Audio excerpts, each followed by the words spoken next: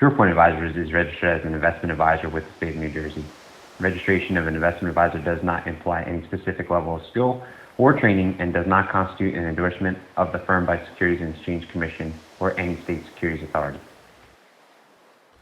Welcome to another episode of SurePoint Advisors Financial Roll Call with James Fay. We're 10-8 in service. This is a podcast for law enforcement by law enforcement. I am James Fay. I'm a retired law enforcement officer and now financial planner with SurePoint Advisors. I'm focused on helping law enforcement officers make educated financial decisions that will directly affect their retirement. I truly believe that this podcast will help accomplish that. Well, welcome to 2021, our very first episode of the new year. Thank God we left 2020 behind. If I had to reflect on 2020 and say, well, was there any bright spots that came out of 2020? I would say it was the birth of this podcast.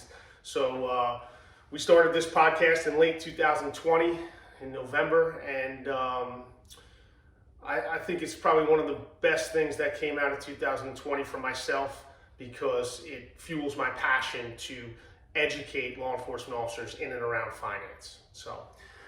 So today I thought we'd have a little fun and we talk about New Year's resolutions. It's that time of year, right? When all these people are making their New Year's resolutions. We see it if you're one of those people that go to the gym all the time. You know, it's a busy time in the gym right now because you have all those people in there for at least the next 2 weeks, 3 weeks, and then they'll start falling off, right?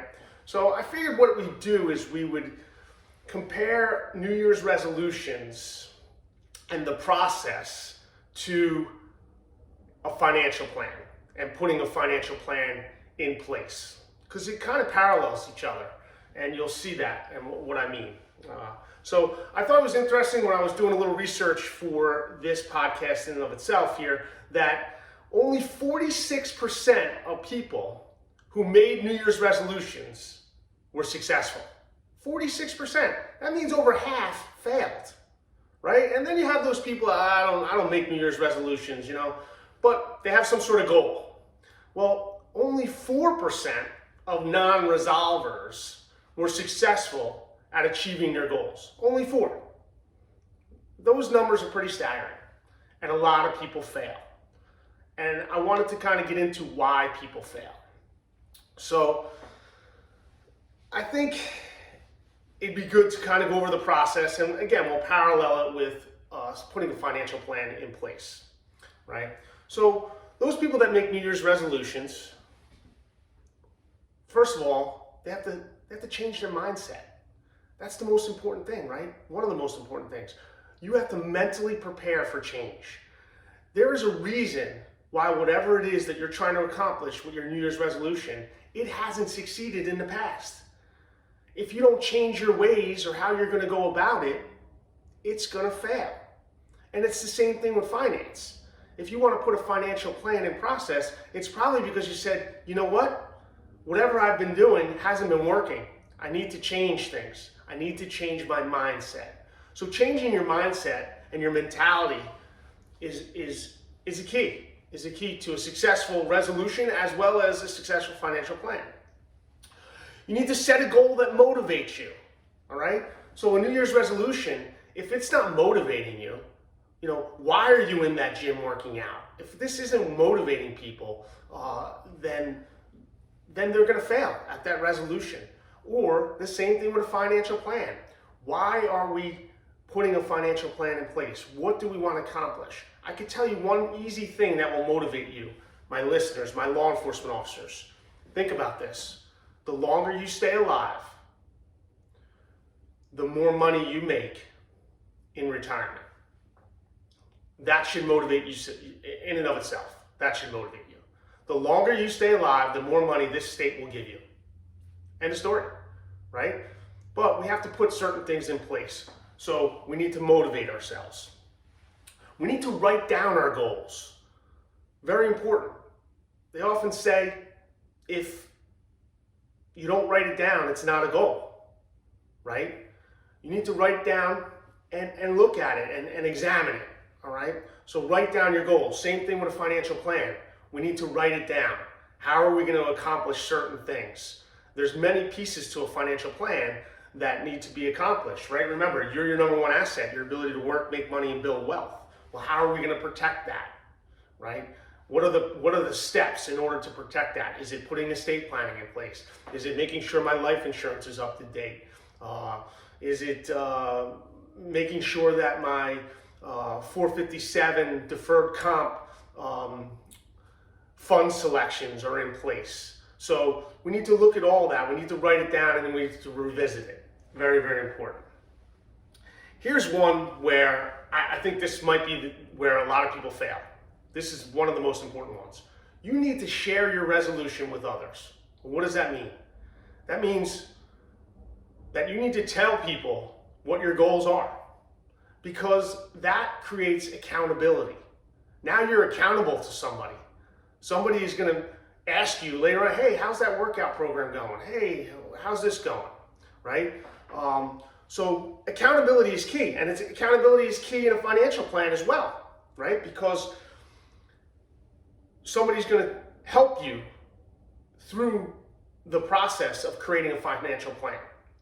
And if you meet with somebody, if you take on somebody such as Short Point Advisors, right? You hire us, whatever it might be, we're going to walk you through the process. And now you're accountable to us, and we're going to make sure that you take the proper procedures and get those things in order and accomplish them. So you're accountable to somebody else.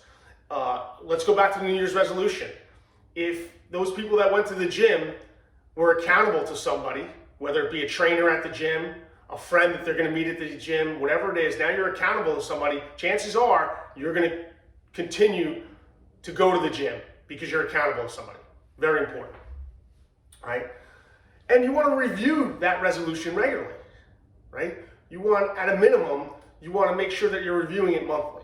So whether it's what your results are in the gym, whether it's a healthy diet, whatever it might be, you want to make sure that you are reviewing your progress. And the same thing with a financial plan. You want to make sure that you're reviewing it constantly to make sure that you're on course, and that, again, you are protecting your number one asset, which is you and your ability to work, make money, and build wealth.